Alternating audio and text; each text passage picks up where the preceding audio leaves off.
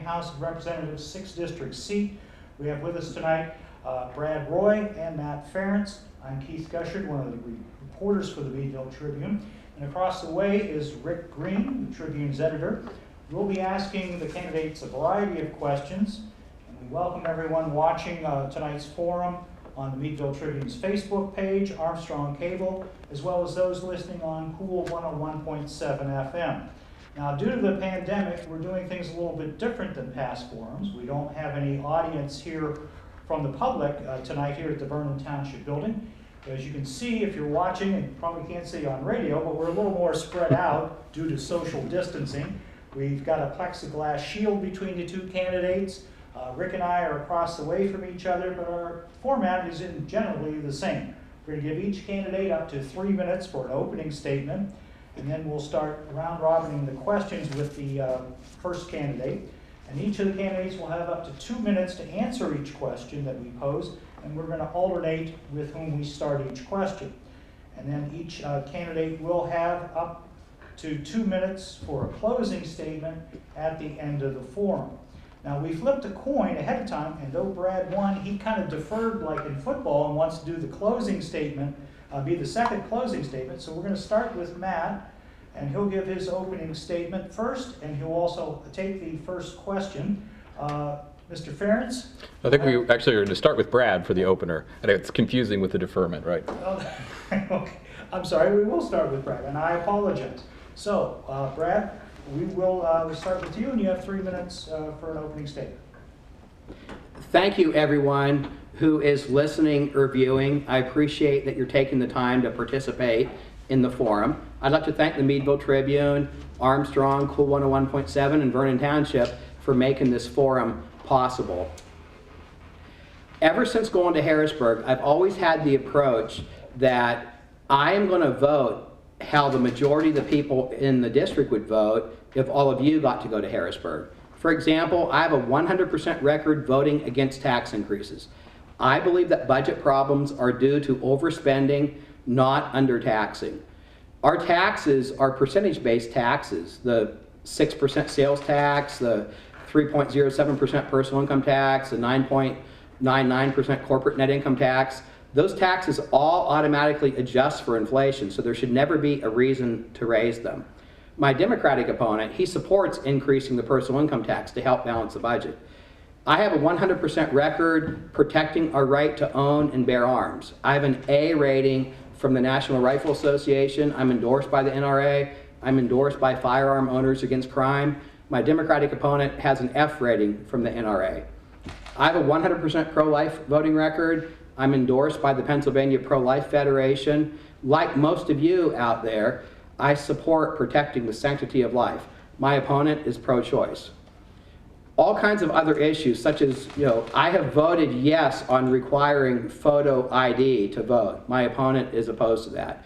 I have voted to require welfare applicants get drug testing, just like you have to get a drug testing when you start a new job. My opponent's opposed to that.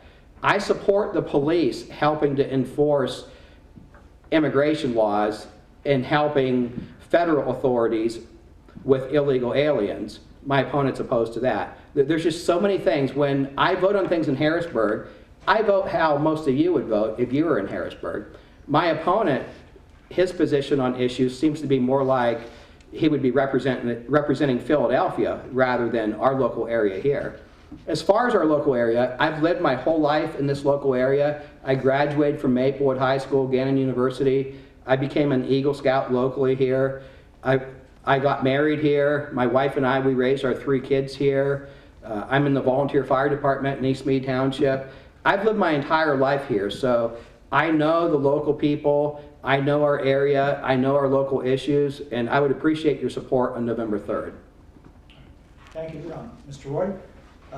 Matt Ferrence, you're up. You have up to 3 minutes for your opening statement. Yes, and thanks for everybody for holding this tonight. I think this is, and thanks for Brad for being here. I think one of the most important things we can do as hopeful elected officials or elected officials is talk to the public.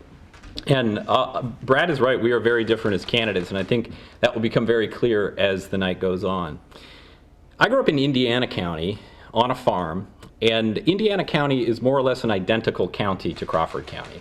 It's a largely agricultural county that was left behind by departing industry, and that left a big hole. It's also a county with a college town as its county seat. All these are the same in Crawford County. So growing up on a farm, I spent my summers throwing hay around, mucking out stalls, getting my goats ready to show at the county fair. I was the president of my 4-H club. But I also spent time in a really well-supported public school district where I was an arts kid, and I had that opportunity. I was involved in theater, I was involved in music, I was a 3-time all-state saxophonist. In fact, I was lucky enough to be the first chair alto saxophonist in my senior year in the state. Now, I mention those achievements of my high school years not because I think they qualify me for this position, but because they illustrate the foundation that we have when we invest in the public good. I know that I am the man that I am today, which is a father, which is a husband, the author of 2 books, a professor, a former professional golfer, and a candidate for the Pennsylvania House of Representatives, because I had my horizons opened by the teachers in my elementary school, my junior high, my high school, my public universities. I am running tonight and talking to you tonight not as the Democrat representative of the district, but to be the representative for all of the people in the district. I'm not interested in partisan politics. I'm not interested in talking points. I'm not interested in supporting corporations. I'm interested in going to Harrisburg to stand up for the people of Crawford and Erie County. This is an enormously complex district which runs from Fairview to Meadville with a lot of things in between. There's a lot of agriculture. There's a lot of people struggling. We rank in Crawford County 56th out of 67 counties in the Commonwealth in per capita income. 1 in 4 people in Meadville live in poverty. These are issues that we need to solve, and I think the state can be a big part in helping to reinvest in a future where we can all thrive together. Thank you very much, Mr. Ferrence. We'll start with Mr. Roae. How can the General Assembly best help small rural school districts, many of which are gradually losing students, and how can it help them get through the financial challenges that face them this year and in the coming years? You know, school funding is an interesting thing. Statewide in Pennsylvania, about 38% of the average school district's budget is covered by state funding. Locally, our school districts are funded at 50, 55%, 60% state funding. You know, Pencrest, where my kids go, about 60% of their budget is with state funding. As far as what Pennsylvania spends on schools, the national average is about $13,000 a year per student. In Pennsylvania, that average is about $17,000 a year. And so a lot of money is being spent on schools.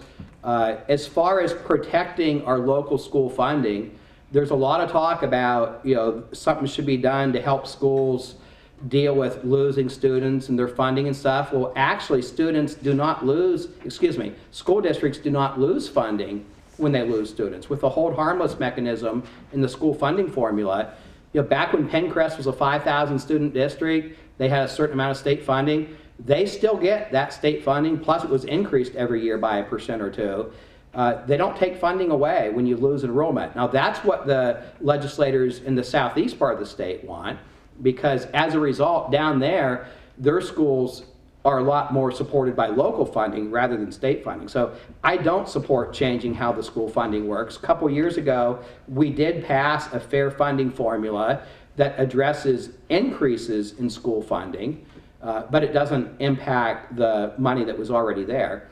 So, and one final thought on schools, I really think it's important that every school be open and kids are in school. There's so many kids at schools that are doing online school, they're not even logging on. They're missing their education. So I encourage all schools to open up. Thank you, Mr. Roae. Mr. Ferrence, again, how can the General Assembly best help small rural school districts, many of which are gradually losing their students? So how can the General Assembly help them financially to get through this predicament? Yeah, and the predicament is immediate and ongoing. Pennsylvania has one of the most inequitable funding models in public education in the country. I think it is not just, and it may actually be unconstitutional, according to the Pennsylvania Constitution, to base school funding on zip code, which is effectively what happens right now, because such a high percentage of the funding happens through local property taxes. The first thing we need to do is create an actual equitable share of taxation where we're spreading the costs of all districts evenly and equitably across the entire Commonwealth, so that you can have the highest quality education from some of the highest trained teachers in the country. Pennsylvania teachers have some of the strictest standards for evaluation and licensure anywhere. So we need to make sure that our schools are funded that way. We also need to look at ways that losing students actually does cost money to schools. And that's right now we have a very unfair cyber charter tuition situation program. Whereas if you lose a student to a cyber charter, there's a negotiated rate that you pay. Penncrest and Crawford Central each pay $1.6 million a year to pay for students that are going to a cyber charter. Now, they get to keep somewhere around $4,000 when they lose a student, but the 12 or more that they're losing does not pay for what they, or it's not, your budget is not balanced in the same way by losing that, because you're actually not losing much expense when you lose a single student or two. So we need to think about bills that make sure that we have an equitable funding for everybody and that it's being shared across the Commonwealth. Otherwise, we're always going to struggle in a low-income area like Crawford County. And we also need to defend places like Fairview, who have wonderful public schools, who would be threatened mightily by some of the plans that are out there. Thank you, Mr. Ferrence. Rick Green is going to ask our next question, and he will start with Matt. Again, gentlemen, thank you very much for attending on the behalf of the Tribune, Armstrong, and Cool 101.7. We appreciate you showing up and expressing your views so the residents of the district can get an idea of things before they hit the polls. Next question, we'll start with Mr. Ferrence. What forms of checks and balances are appropriate when it comes to the governor's emergency powers? And what role should the General Assembly play as a check on executive authority during extended disaster declarations?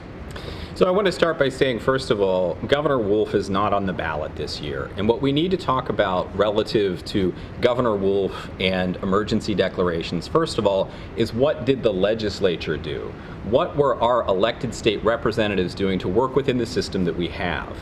It is, as with the U.S. government, a judiciary, a legislative, and an executive branch. And I know some people are very upset by what they see as an overreach of the executive powers. There is a check and balance already in play, and that is the legislature. But what we saw for the entire summer were hyper-partisan bills that were put forward to be vetoed, instead of actually having bills negotiated between the two parties in the legislature that could have moved forward. Perhaps they would have actually gotten the governor's pen, but even if they didn't, if the legislature would do the job of working together, which is why we elect them, they could have written bills that they would have then supported to overturn vetoes. A good example is, as early as April, there were bills coming across to open up the state completely. There were amendments offered for those bills that would have guaranteed PPE for frontline workers, that would have guaranteed hazard pay for frontline workers, that would have guaranteed paid time off for frontline workers. Those were blocked in a partisan fashion instead of actually putting forth bills that would have been potentially acceptable to the governor and certainly would have been acceptable to the legislature itself. We need to recognize that what we're going through right now, with people losing jobs, having economic problems, is because the legislature didn't work all summer. And that's why you're probably not going to get to have Thanksgiving with your extended family this year. Mr. Roae? Yeah. I encourage everybody, see your extended family at Thanksgiving. The government cannot tell you you cannot see your family at Thanksgiving. The current state law, as far as states of emergency, clearly states that when the legislature passes a resolution in the House and Senate to end a state of emergency, the governor is required to issue a proclamation ending the state of emergency. Well, that got challenged in court, and the 5 liberal Democrats and 2 moderate Republicans on the PA Supreme Court made a decision that that's not what the law means, and they let Wolf keep his executive orders and a state of emergency ongoing. It was a very bad decision, in my opinion. What the goal of a lot of us in the legislature, what our goal is we want people to live their lives. I believe that people have the right to earn a living. Governor Wolf shut down things in Pennsylvania that were open in all other states. Construction, car dealerships, real estate sales, golf courses, things like that were open in most other states. He closed them in Pennsylvania. That caused an extra 500,000 people to be unemployed. Governor Wolf wouldn't even let the company that makes those little American flags for veteran graves, he wouldn't let those get shipped out. I got involved with that. We put a lot of pressure on him. We finally got him to approve that. Governor Wolf closed rest areas at interstate highway rest stops. A lot of us pressured him. We finally got those open back up again. We want people to be safe, but we also want them working. We want them to be able to earn a living. We want our kids to get an education. We lost half of a school year. And the governor's rules and regulations and orders are very inconsistent, and we just want some consistency. Okay. Next question is back to you, Mr. Roae. Many school districts and municipal governments are facing revenue shortfalls as a result of the COVID-19 pandemic. What efforts would you support, if any, to help them in recouping their lost finances? There's a lot of talk about the revenue situation with school districts. What's not really talked about as much is all the money that school districts saved. Back when that 2-week shutdown turned into the rest of the school year, utility bills were drastically reduced at schools because rather than heating the buildings to 70, they could just leave them set at 50 degrees or whatever they set it down to. Water wasn't being used, sewer wasn't being used. A lot of the expenses, spring athletic programs, a lot of the supplies that schools use, a lot of expenses that the schools had. They weren't using any diesel fuel for the school buses. A lot of the expenses actually went down. As far as the state funding, there'll probably be questions later on tonight, but we have a partial budget in place that got us through the first 5 months of the fiscal year. We funded schools at 100%. Everything else in the budget only received funding for about 5 months, and we're going to do the rest of the fiscal year later. But schools received 100% of their funding, even though the state is facing financial challenges as well. But as I stated earlier, in Pennsylvania, our schools are spending about $17,000 a year per student. The national average is only $13,000 a year. So even if revenue is down, 10% or something like that, 15%, Pennsylvania schools still have far more funding per student than schools in other states. Thank you. Mr. Ferrence, 2 minutes is yours. Well, so actually, I'd like to start right there. It's true that Pennsylvania ranks number 10 in school spending in the country, but it's also true that Pennsylvania ranks number 10 in outcomes for their students, and you get what you pay for. Sometimes you have to invest in schools in order to have the good schools, and I think we need to. To the idea of saving money for school districts, what we're also not talking about is the enormous expense that many of them had to go to retrofit to open up safely this fall. That includes things like the shield that's between us here, PPE for workers, technology investments, upgrades. There's a whole bevy of things that schools have had to do and that teachers have had to do in order to make sure that our students are getting the best education they can. Our schools are going to be hurting. The state is going to need to help them next year. It means we're going to have a significant revenue shortfall, and that's something maybe we will talk about again later this evening. But I'll say in brief, Mr. Roae said at the beginning that I advocate raising taxes. I don't advocate raising the taxes on people. I actually advocate for a plan that would lower the income taxes of 86% of the residents of District 2, but it would raise the taxes ultimately on the very wealthy in a way that works with our Pennsylvania Constitution and would generate $2 billion of revenue in the first year. It would affect Probably no one in this room, I think Brad is probably the highest paid person in the room by a long shot, even he would not see a tax increase in this plan. And for people making about $104,000 to $215,000, they would only be paying about $340 extra a year, which is not that much. We're going to have to be creative as a legislature to make up shortfalls. Otherwise, our students and schools are going to suffer, and we're going to lose the position we have as a leader in public education in the country. All right, thank you. Keith will have the next two questions. We're talking about money. Minimum wage in Pennsylvania is at $7.25 an hour. It's been unchanged since July of 2009. 2018, Governor Wolf did raise the minimum wage for state employees and contractors to $12 an hour, and then 50-cent increments each year till we hit a $15 an hour rate for those workers in 2024. Do you favor having an increase in Pennsylvania's minimum wage? And if so, to what level and how? And if not, why not? Matt, we'll start with you. Yes, thank you. All right, I jumped the gun there for a second. I definitely favor the increase of the minimum wage, and I actually like the gradated step plan that has been proposed. We actually also need to look at a living wage for a family, and honestly, $12 an hour, if you're a single parent with a single kid, $12 an hour isn't enough for a living wage, according to research from MIT.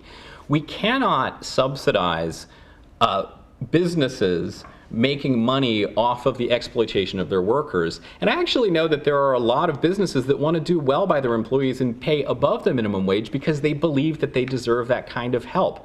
I know one of the criticisms can be about summer jobs and kids. There may be somewhere we can talk about that, is that maybe there are different wages for part-time high school workers versus adults who are actually wage earners. But the point is that all work has dignity. And if we don't pay people a rate that allows them to live and afford to live, we're not affording them dignity, whether they're working at a fast food restaurant or whether they're painting someone's house or whether they're a physician. We need to honor all work of all Pennsylvanians and make sure that they have enough to get by. So I absolutely support raising that minimum wage.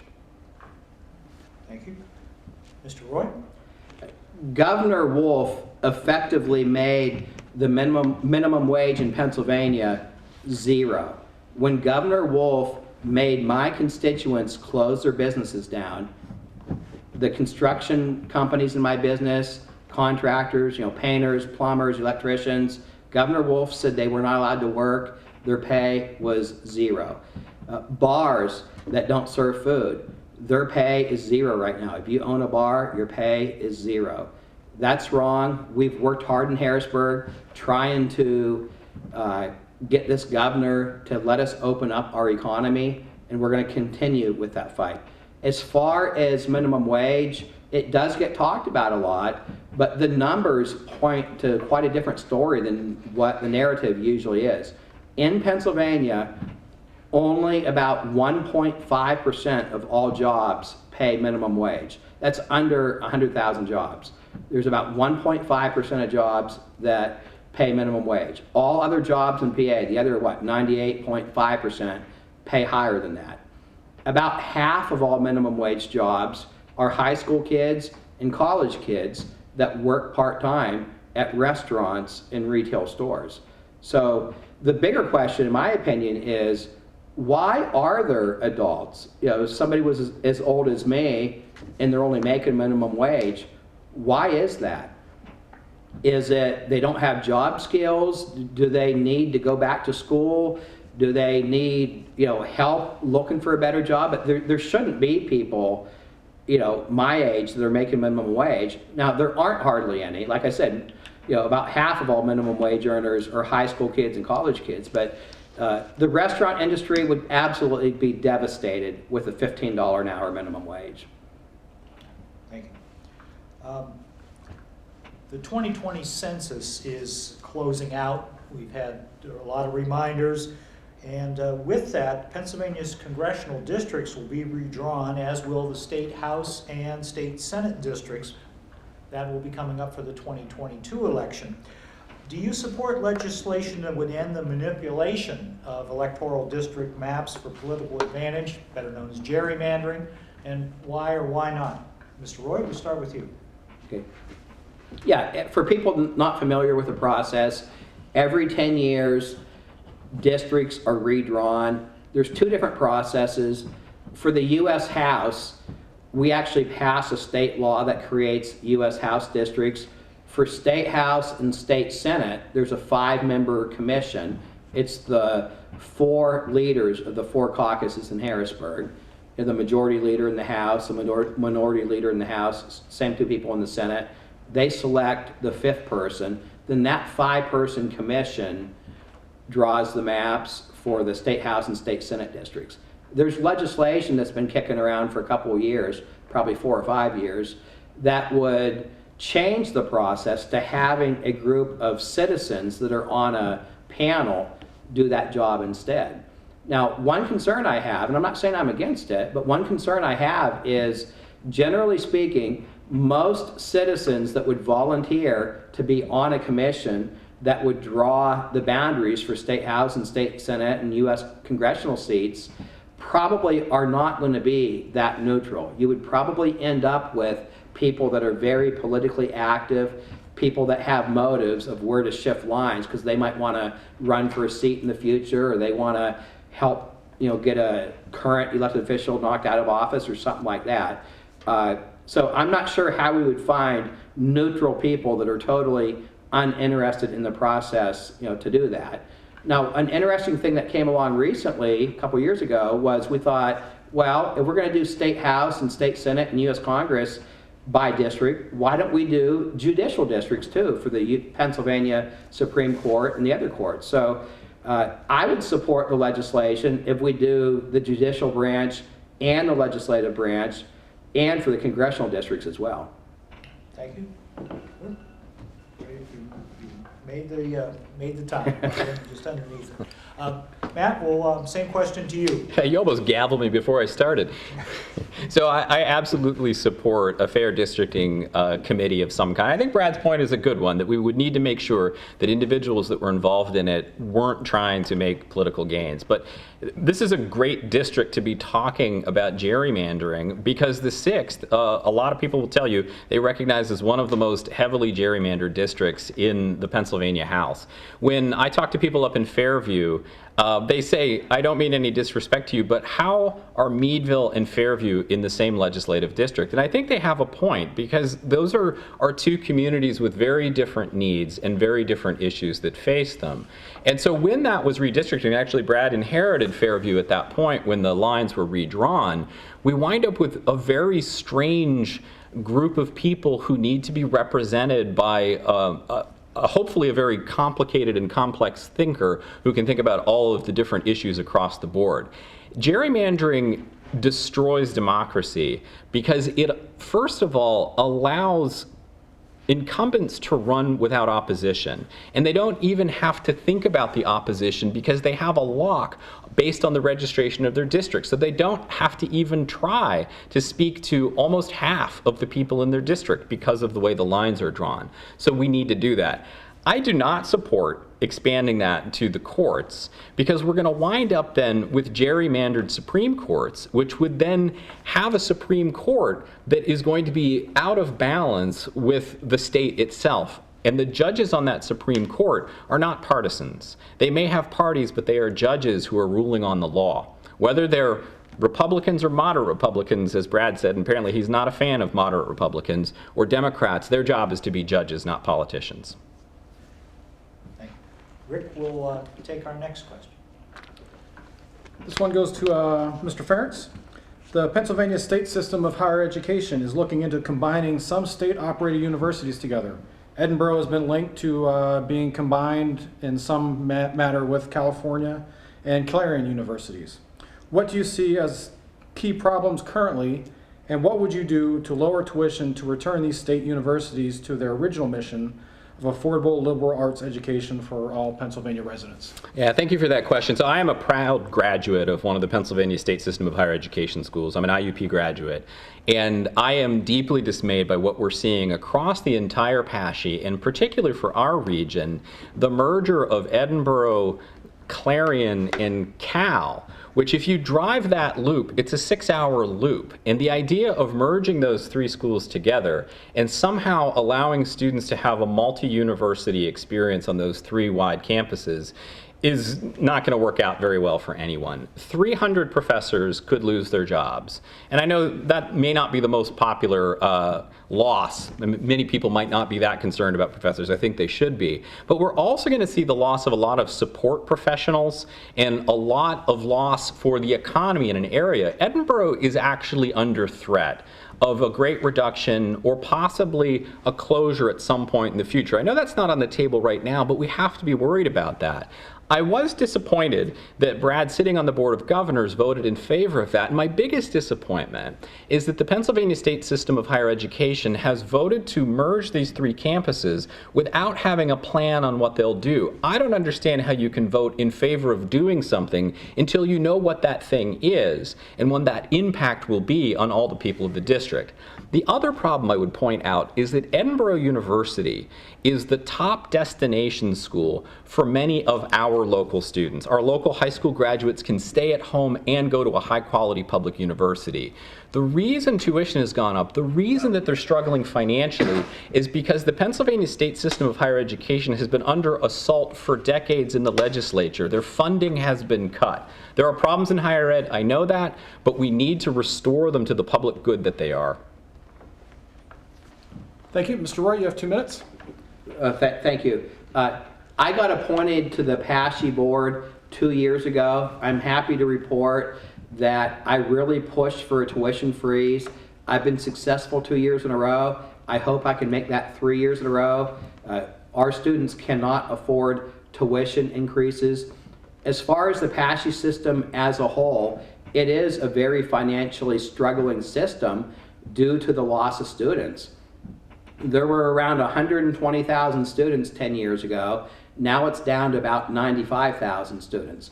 Locally at Edinburgh, they've lost about half of their student body in the last 10 years. So when you look at the finances, Edinburgh University is not financially viable on their own. They lost about $10 million in the last year. Now, eventually, all 14 of the state-owned schools, Edinburgh, Slippery Rock, Clarion, California, Kutztown, Westchester, all 14 of them, eventually, all 14 of them are going to be more closely linked with the system redesign initiative. The long-term goal is, if you're at Edinburgh, you might take 4 of your classes there, but if there's a 5th class you want to take, and they don't offer that class at Edinburgh, you can take it online from Westchester or from Mansfield or one of the other campuses. Every university doesn't have to have every position. A lot of the back office stuff, with the 3 universities working in conjunction with each other, a lot of the back office stuff, the students will never know, the public will never know, but there might be somebody at Edinburgh doing purchasing for the Clarion campus, or there might be the head of maintenance is in California, and they're, things like that behind the scenes. But we have to allow the system to match their expenses with the revenue. Thank you. Mr. Roae, the next question's yours. To follow up on the Pennsylvania State System of Higher Education, the state system also provides some funding to Penn State, Pitt, and Temple. Do you think that's fair for them to provide funding when that could be taken away from students who might choose one of the 14 state system schools? That gets talked about a lot. I actually had the honor of being appointed to the Pennsylvania Higher Education Funding Commission. We've been inactive for the past several months because of the whole COVID-19 situation, but we're studying that issue. There's a group of about probably about, 15 or 20 legislators that are on the commission, and we're looking at those issues. What is the proper way to fund higher ed in Pennsylvania? Should we only fund the state-owned schools since we own them? Or should we fund every student equally regardless of where they go? Should we have pay for performance? Should we reward schools when a student graduates by giving them a certain amount of money for every degree they generate? Or do we keep the system we have now where we support the state-owned schools, such as Edinburgh, Clarion, Slippery Rock, California, the state-owned schools, and we support the Penn State system, we support the Pitt system, we support community colleges. There's also aid for the private schools, such as Allegheny and Gannon, where I graduated from. And so we're looking at those issues. And we do want to make sure that we're being fair. That's why there's a commission, and we've had a series of hearings, and there's going to be more hearings, and we are going to try to figure out what is the most fair way of distributing the state funding, and what can we do to make sure that we're doing as much good as we can with our limited resources. Thank you. Mr. Ferrence, 2 minutes. Yeah, it's a great question, and I'm glad to hear that it's being studied. I think a lot of people don't understand this, and so it's a really good question, especially if they're from out of state. They think that Penn State is a state school, and Penn State is actually a primarily private school with a small amount of state funding. One of the things that happened a number of years ago that has to be part of the conversation is that Penn State aggressively expanded all of what had been 2-year campuses and made them all 4-year campuses, and wound up out-competing a lot of our Pennsylvania state system schools. And at the same time, our Pennsylvania state system schools were seeing declining aid and couldn't compete in the other direction. That's part of the problem of the student loss, that this is, the high school age students is an issue across the entire Northeast, that we have these declining populations. I don't have an easy answer for this one, and again, like I said, I'm glad it's going to be looked into, but what we have to recognize is that because tuition has gone up so high at the Pennsylvania state system schools, it becomes an easy economic choice for some students between Penn State campus and IUP or Edinburgh, and that's what ultimately isn't fair. We've raised the tuition rates by underfunding our Pennsylvania schools, which actually makes it an unfair competitive environment for much better endowed schools like Penn State that make quite a fortune on athletics and some of their other things. They've got the money that our state schools don't. We need to support our state schools. Okay, thank you. As you guys may have heard, there's an election coming up next week. Now, Pennsylvania does have open carry, in making it legal to carry a firearm if you've got a permit. But people can't brandish a weapon or otherwise intimidate somebody by hanging outside of a polling precinct. Why should or shouldn't gun owners be allowed to carry guns at a poll? Mr. Ferrence, we'll start with you. Yeah, that's a concerning question and a really important question. So overall, I am supportive of the Second Amendment. I grew up in a hunting family. I was a hunter until I stopped enjoying standing out in the cold. And I support gun culture. My family is quite involved. In fact, my sister-in-law was on the U.S. Olympic shotgun team. So we know guns and how they work. I was a shooting sports instructor and head at a Boy Scout camp, actually, as a college job. But I don't think we should have open carry in polling places. Whether it's legal or not, I think the difference between the implied threat and real threat is too fine of an issue within a polling station. And I don't think it's too much to ask for people not to carry their weapons into where people are voting. I am very concerned about what is going to happen in our election across the country, including in Pennsylvania, that some people might feel like they could actually intimidate voters by carrying a weapon into a polling station. I think it would be a very sensible regulation to just ask that people safely leave their gun in their car or truck before they come in to vote. I don't think that infringes on anybody's right to have a gun or the Second Amendment in any way. Mr. Roae? Yeah, what my opponent just said is probably one of the reasons why he has an F rating from the NRA. If you have a concealed carry permit and you have your gun with you, nobody knows you have it, you're not going to go in there and announce to the world that you have your gun. You have a legally owned gun. The Pennsylvania Constitution is very clear. The U.S. Constitution is very clear. We do have the right to own and bear arms. You can't have a situation where you have the government taking your rights away. So as far as open carry goes, that's an interesting subject. During a state of emergency, open carry is actually illegal. Governor Wolf keeps extending the state of emergency. Now, so far, they haven't been enforcing that. Nobody's been getting arrested, but technically, the governor declared a state of emergency 2 or 3 years ago for opioid drug overdose deaths, and that state of emergency keeps getting extended every 3 months. So technically, it's been illegal to open carry, for that whole time period. Now, as far as open carry goes, people really have to think about what they're doing. If you walk down Chestnut Street in Meadville carrying a gun, normally that would be a legal activity, but you have to think about it. Is this going to cause people to be nervous about guns? And is it going to cause people to push for gun control laws? Whereas if you're carrying concealed and you're walking down the street, nobody knows that you have it. And you have it to protect yourself, but you don't have to be displaying it in public. Thank you. Next question, we'll start with you, Mr. Roae. Is there an ideal term of service for the General Assembly members? I mean, do you support term limits or not? And if you get reelected, how long do you plan on serving? I kind of take it 2 years at a time. I think I've done a good job, and if the voters think I'm doing a good job and they support the way that I vote on things in Harrisburg, they will reelect me for another term. If they want, tax increases and gun control and pro-abortion legislation and stuff like that, they might vote for the other candidate. As far as term limits go, I have never said that, I never made any kind of pledge or anything about term limits.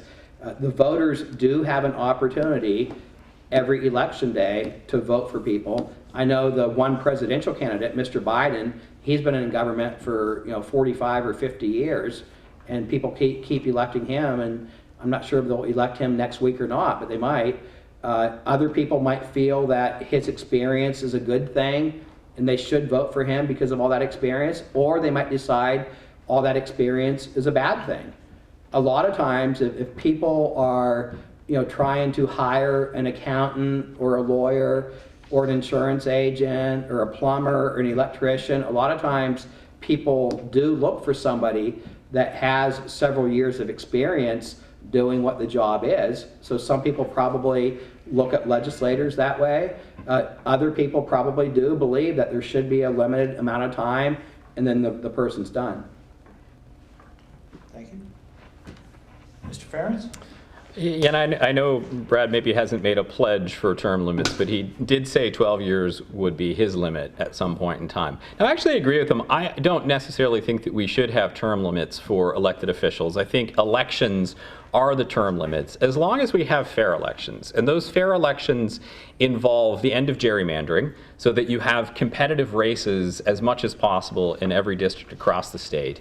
And as long as we don't have a political party that's trying to disenfranchise people who are mailing their ballots. If someone mails in their ballot tomorrow and it doesn't arrive, there's a good chance that it's not going to be counted, because there have been challenges from one party in Harrisburg because they know that Democrats are more likely to be voting by mail. We have to have free and open elections so that we can have the term limits that are guaranteed to us through the process of elections. I think the civic duty of every voter is to look carefully at the record of every person every year they run, see what they've accomplished, see what they're saying, and make a decision at the ballot box. And that's how we can have some pretty powerful term limits in District 6 and everywhere. Thank you. Rick will take the next question. We'll start with Matt. Pennsylvania has a state employee pension program funding gap. What proposals do you have to reform the state's employee pension system? Yeah, that's a very complicated question. And so I know one of them is teachers. And part of how we wound up with a pension gap with teachers is that the state allowed school districts to not put money into the pension system for a number of years, and then suddenly we have a shortfall.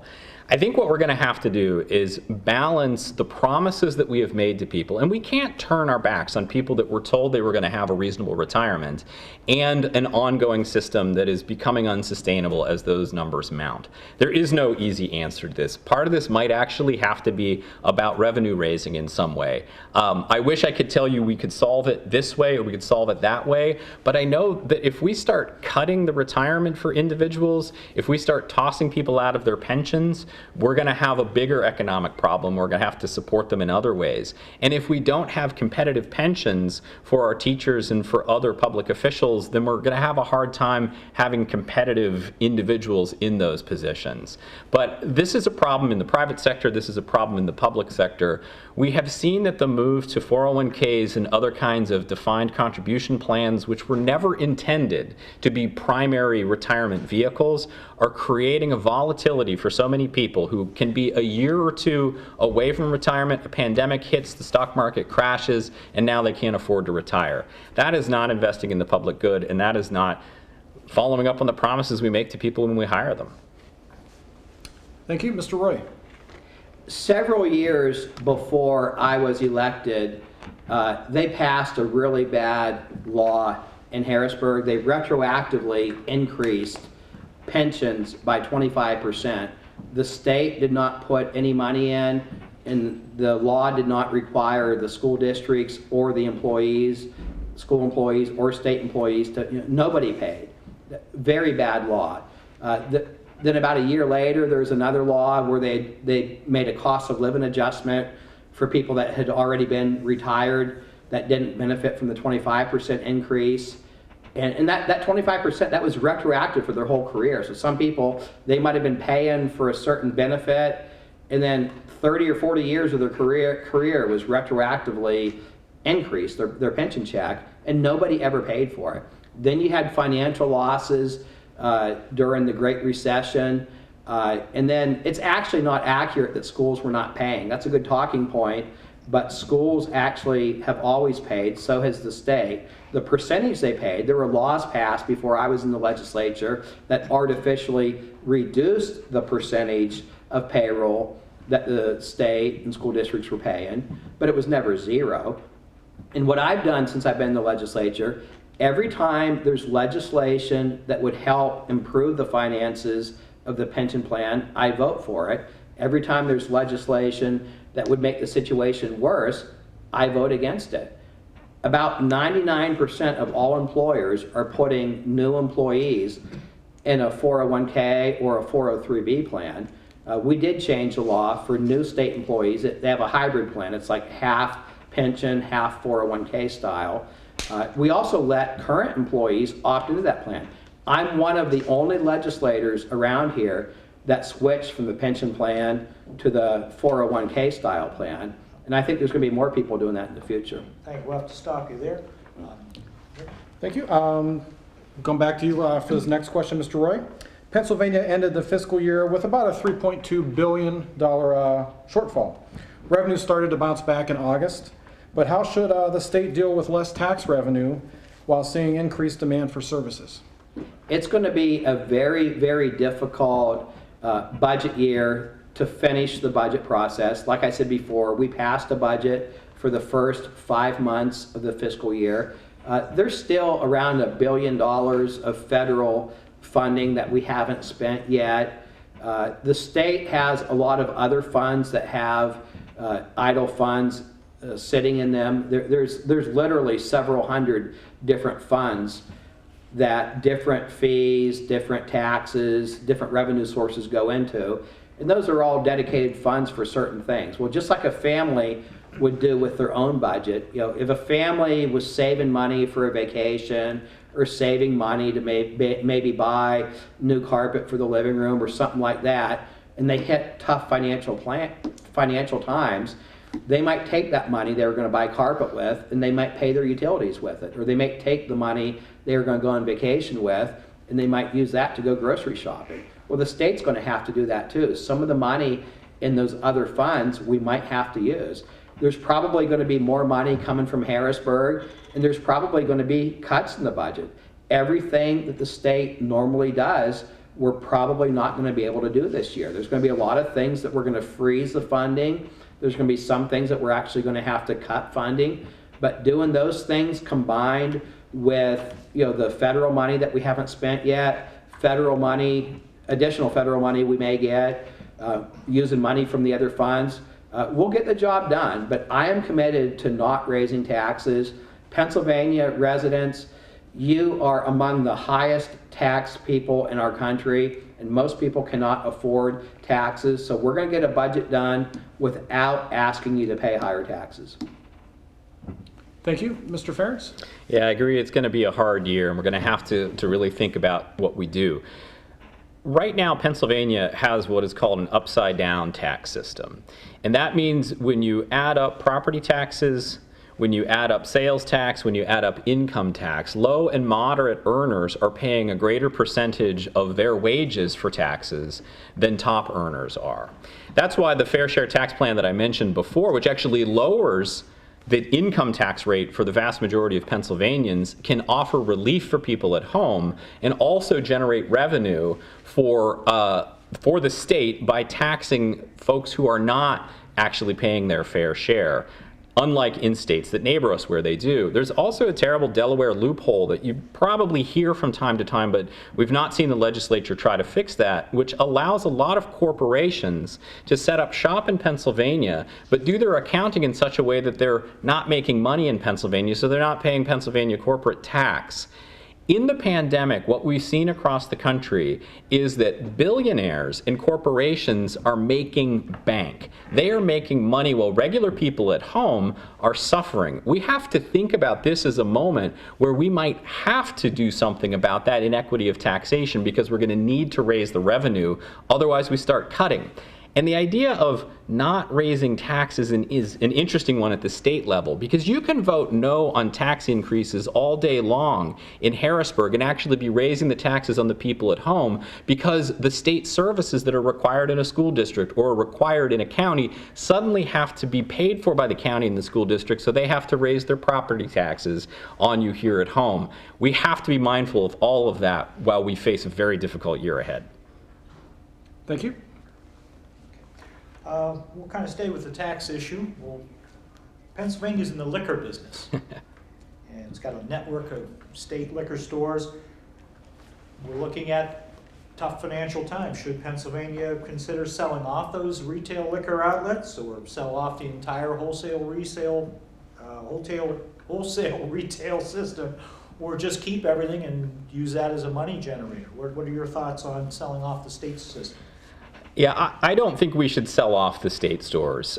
They are a revenue generator, and that's an important part of the state budget, that the taxes that are coming in and the revenues that are coming in from those state stores are good for the bottom line. It's actually also good for consumers because our state liquor stores are able to mass buy in a way that if you're a wine drinker, you can get bottles of wine in Pennsylvania often at a much more reasonable price than you can in other states. So it's good for the consumers, it's good for revenue. Now, I think we should be exploring some other opportunities, because I don't think there's any reason why we couldn't also have a network of private wine and liquor shops, because there are entrepreneurs who are really knowledgeable, sommeliers and things like that, and I think that they could be part of the puzzle. But if we just sell off that asset wholesale, we'll get a payment, but it's kind of like selling your china or selling your silver. Then it's gone. And you don't have the revenue that it's, well, you don't make revenue from your china and your silver, but in this case you would. You're not going to have the revenue that it's bringing in every year. So I would be very cautious about being enthusiastic about selling off something that's generating revenue for all Pennsylvanians. Thank you. Mr. Roae? We actually passed legislation in the House to privatize the liquor system. Governor Wolf did veto it, but I supported it. When I look at government, I say, what is the role of government? I mean, government should take care of things like roads, schools, police, at different levels of government, local, state, federal. There's certain things that the government should have a large role in. Operating a chain of retail stores probably isn't a core government function.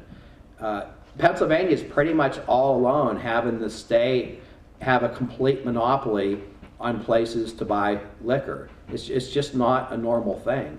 As far as the revenue goes, everybody always wants to talk about the revenue. Well, you got to look at the expenses.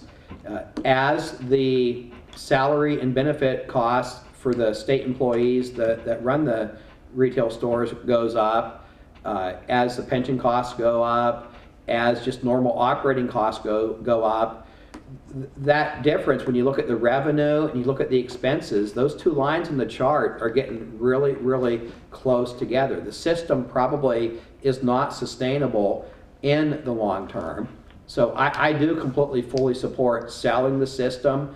The money that we would get, the lump sum that we would get from selling it, would make up for not having possible future profits in future years.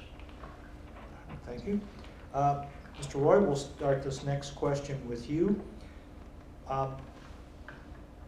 We've talked about the governor shutting down economic. Also, there was the health issue. What are your thoughts on the governor's health and safety plans implemented in the wake of the pandemic? Do you support them? Do you think they've gone too far, not far enough?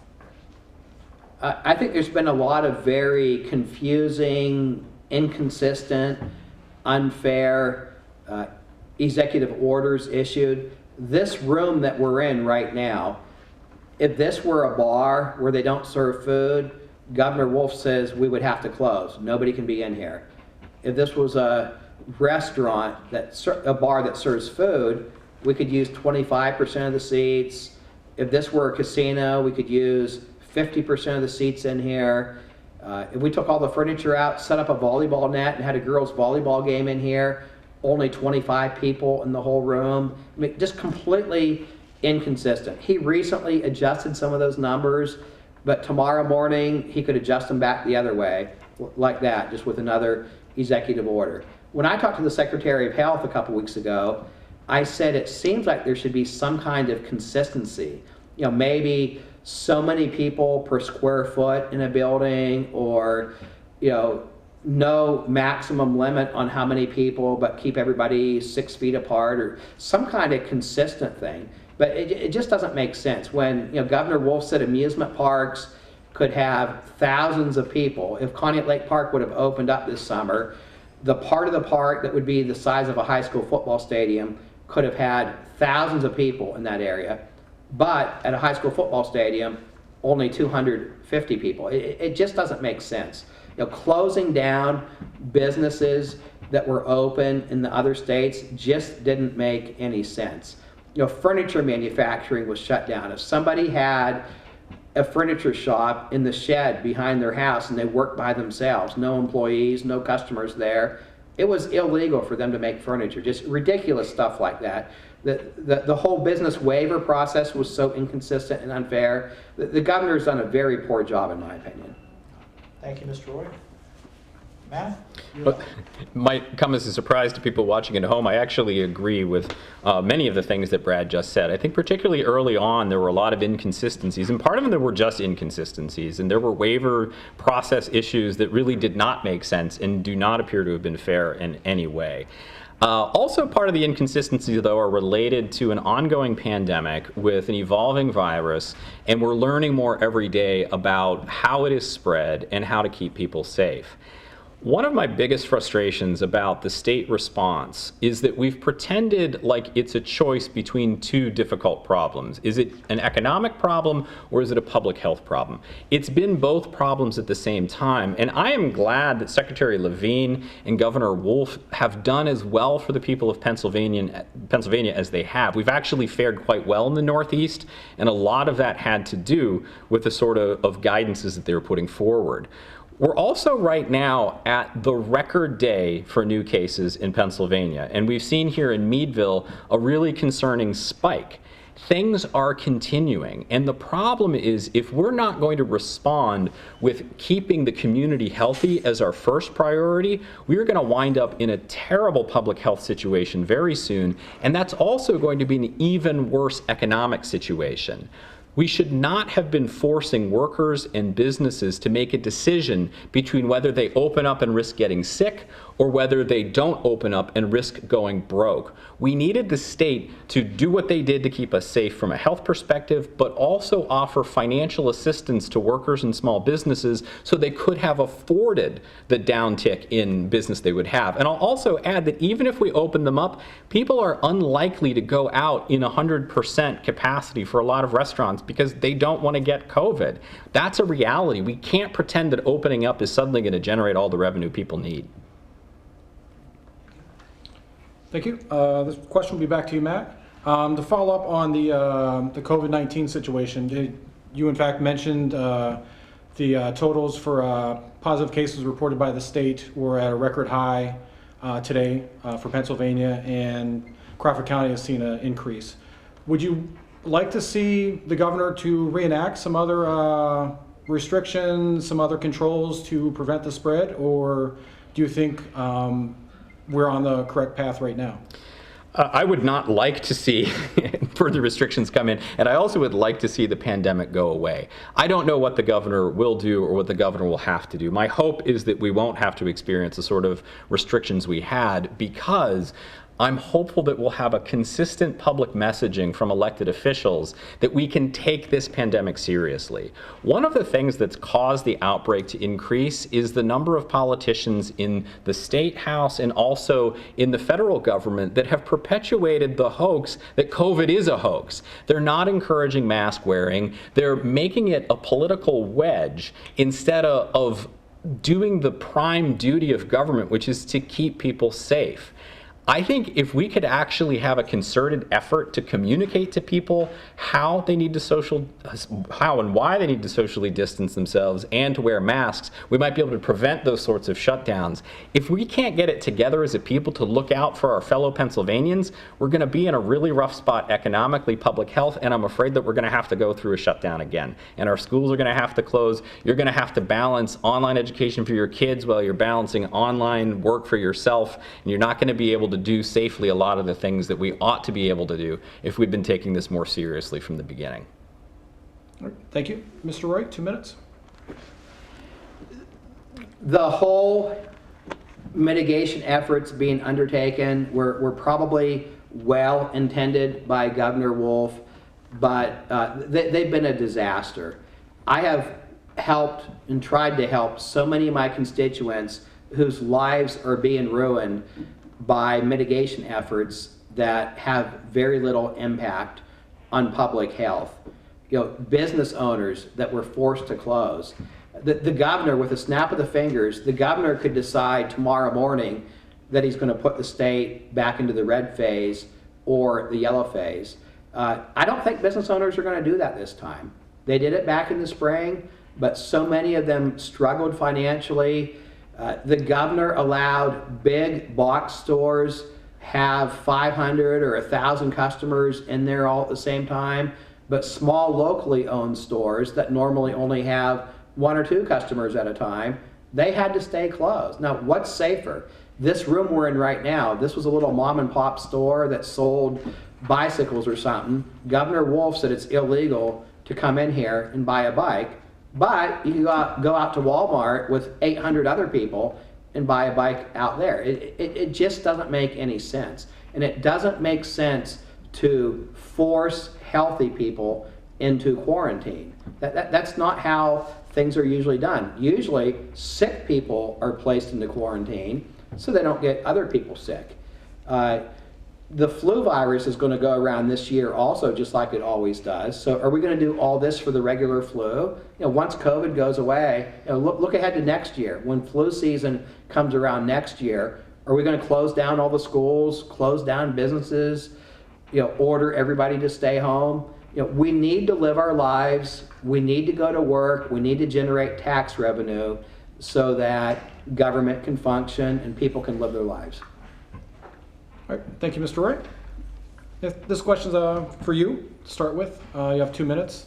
One idea that has gotten support from the governor, lieutenant governor to, I guess, generate more revenue or to help with the shortfall in funding has been legalizing marijuana.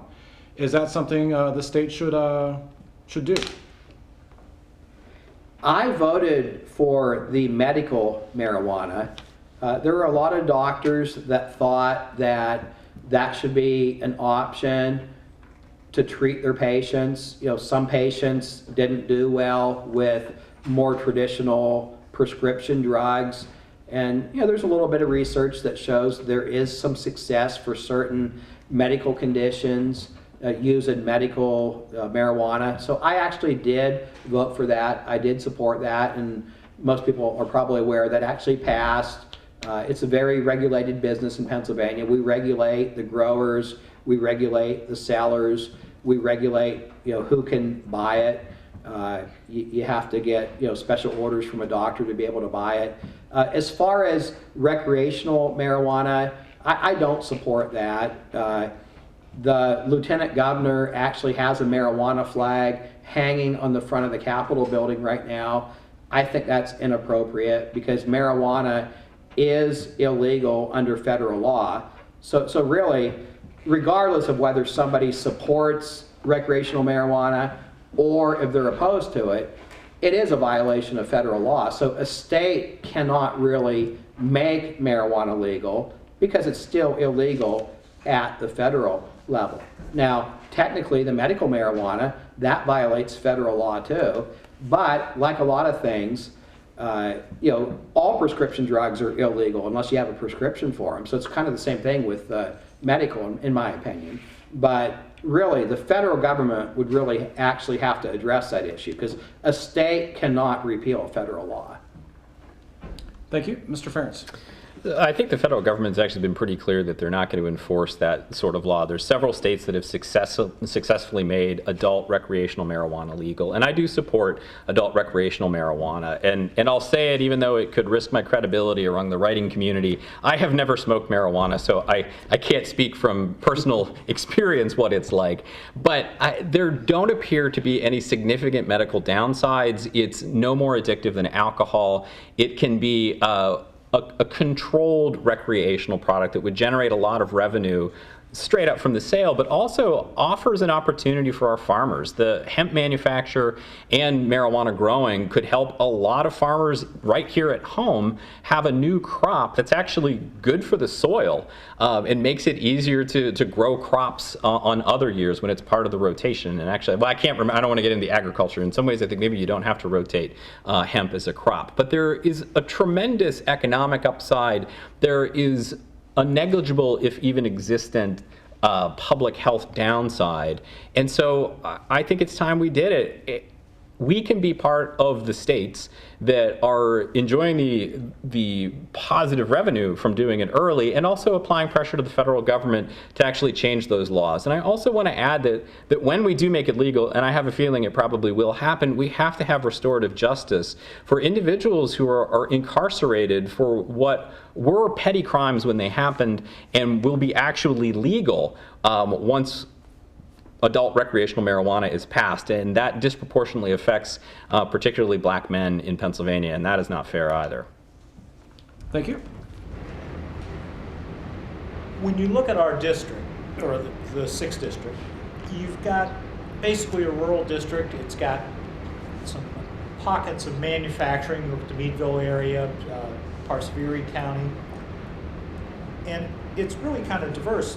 When you look at also the political philosophies of the parties that you represent, and there's representative of your party. How do you make your party more aware and responsive to a district like ours that's really mixed? I mean, there's a national agenda, but how do you, if you get elected as a representative, how do you make it more responsive to the needs of this district? Matt, we'll start with you. Yeah, one of my greatest disappointments in the Democratic Party is that I don't think that they have done a good job on a national platform of thinking about the needs of rural America. And I think that it is important that we have rural Democrats who can push from the inside to pay attention to a lot of those issues. And I'd also add that a lot of the poverty issues we face, the industrial development issues we face, actually make us allies with a lot of urban districts that have the same problems. That's a conversation I think we can have. And I think there's an opportunity for bipartisan support of real rural issues that can recognize that we have been left out of all national party platforms. I actually don't think the Republican Party, from a fiscal perspective and an economic development perspective, has done well by rural America either. It wants to divest from public investment when we're the very places, particularly here in a post-industrial part of the country, where we need reinvestment in order to move forward. I think that there are many exciting opportunities that are probably coming forward. One of them is the investment in renewable energy and sustainable industry. There are going to be federal investments in that kind of development. And if we continue as rural representatives, or to have rural representatives that just don't want to be at the table for those conversations and yoke themselves to the special interests who donate quite a lot of money to rural reps so that they vote in favor of dying energy industries, we're going to be left out again. And then our economy is going to collapse even further. Thank you. Mr. Roae, you have 2 minutes. I don't know that party comes into things that much. You know, how I approach the job is I want to do what's good for our local area. Now, as far as parties go, most of the Republicans are from the more rural, suburban parts of the state. In the state house, I'm talking. Most of the Democrats in the state house are from the urban areas. So just for the sake of argument, if the Democrats would retake the majority in the state house, the focus would completely shift to a lot of gun control laws, you know, more funding for mass transit, because that's a big thing in Philly, in Pittsburgh, you know, more laws to, you know, more regulations on lot, you know, water and, you know, well and septic issues, and, you know, things would be geared towards more, you know, catering to the urban parts of the state. You know, when the Republicans have the majority, you know, things are a lot different. We look to keep spending under control, keep taxes under control, you know, protect our, you know, freedoms and our rights to own and bear arms. You know, we try to promote personal responsibility. Government grows under Democrat control. Government grows a little bit under Republican control, but not as much as it would under Democrat control. Now, as far as me, how do I approach things? I'm the chair of the Consumer Affairs Committee.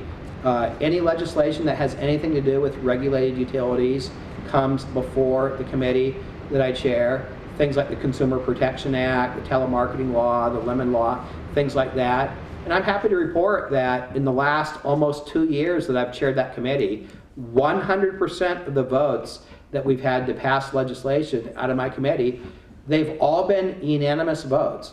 All the Republicans and all the Democrats voted for everything. So there's a lot of issues actually in Harrisburg where the Republicans and the Democrats work closely together on. When it comes to things like massive tax increases and gun control and stuff like that, that's where you get division. We're going to have to stop you at that point. Thank you. Whoops, I'm trying to stop the buzzer too. Mr. Roae, this question will be to you, and we'll start with you rather.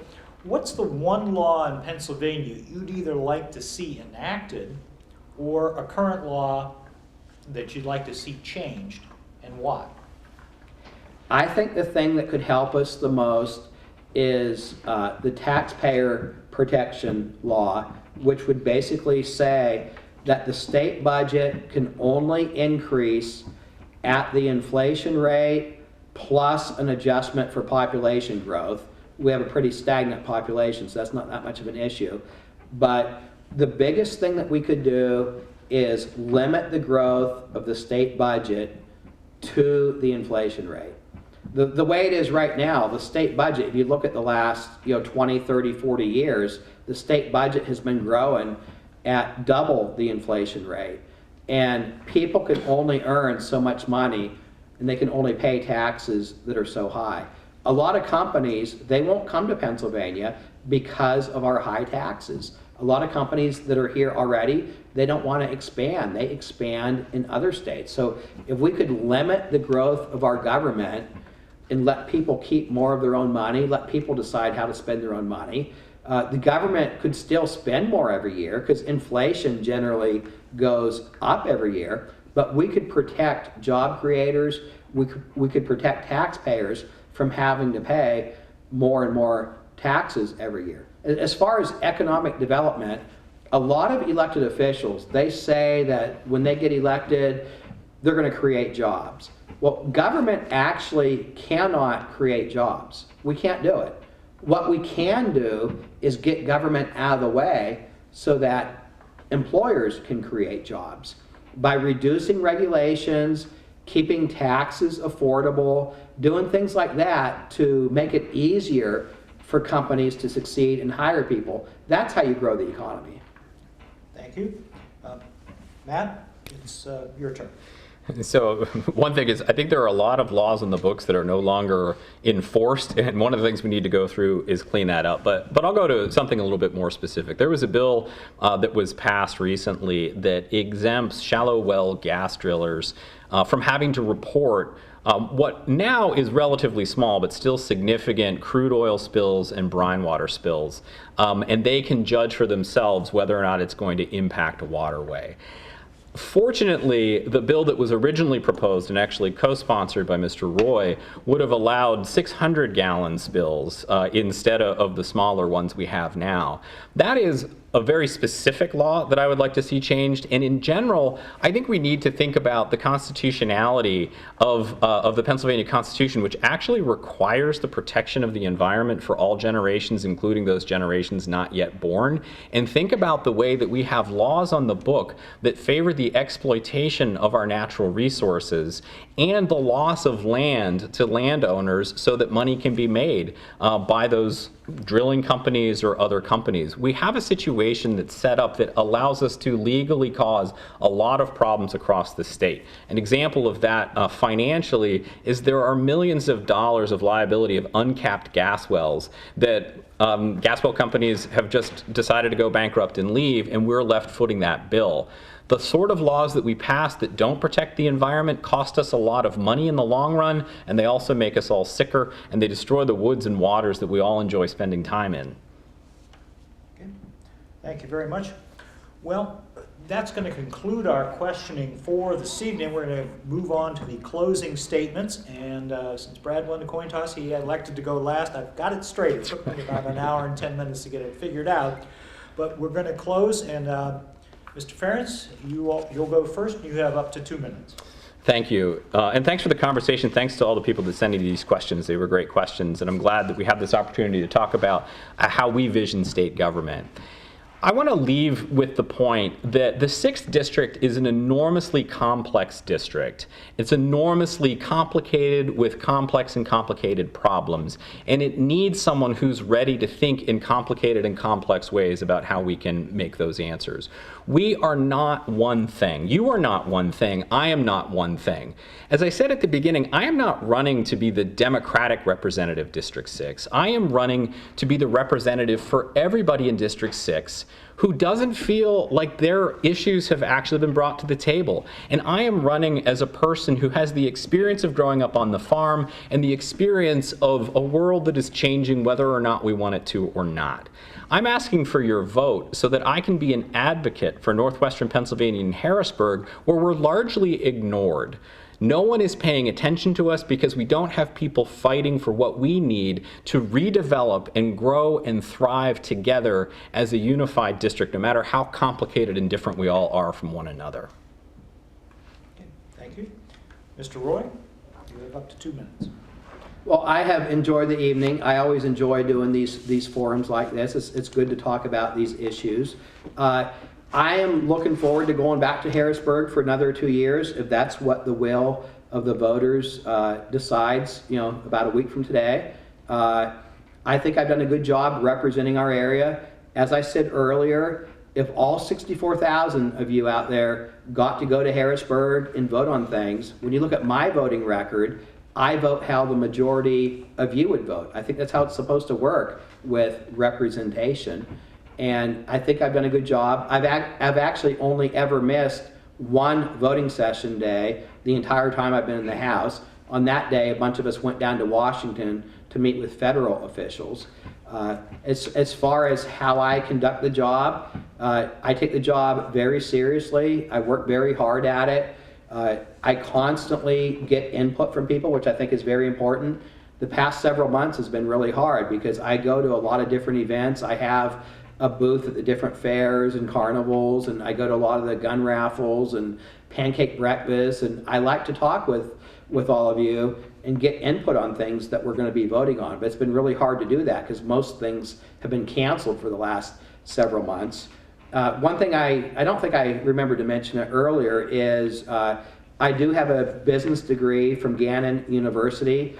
That's very helpful in my job. Legislators, we spend a lot of time on economic issues, looking at financial statements, doing things like that. So all my accounting coursework, my finance coursework, economics coursework really is well suited for this position. But again, I would just like to thank you for your past support, and I would like to ask you for your support on Election Day. Thank you. Gentlemen, thank you both very much. We can't thank Brad Roae and Matt Ferrence enough for their participation this evening. We also want to thank you who have been watching via the Tribune's Facebook page, Armstrong Cable, listening on Cool 101.7 as well. We can't thank you enough for taking the time out of your evening to tune in or watch or both and listen to what these gentlemen have to say on issues facing this district. We also need to thank the Vernon Township Board of Supervisors and the staff here at the township for allowing us to use the building tonight. Also want to thank Crawford County government for helping provide some PPE for us. The video of this forum is going to be on the Tribune's Facebook page and website. Also, Armstrong will have it on its YouTube channel. This forum also will show up on Armstrong's neighborhood channel. It is scheduled Friday the 30th of October at 6 o'clock, Sunday the 1st at 1 o'clock if you don't feel like watching football, and then Monday, November the 2nd at 8:30 p.m. on the Armstrong neighborhood channel, which are channels 23 and 100. We also want to remind you to take time out to vote if you haven't already, because the election, as is all elections, is very important. On behalf of Rick Green and the Meadville Tribune, I'm Keith Gushard. Have a good evening.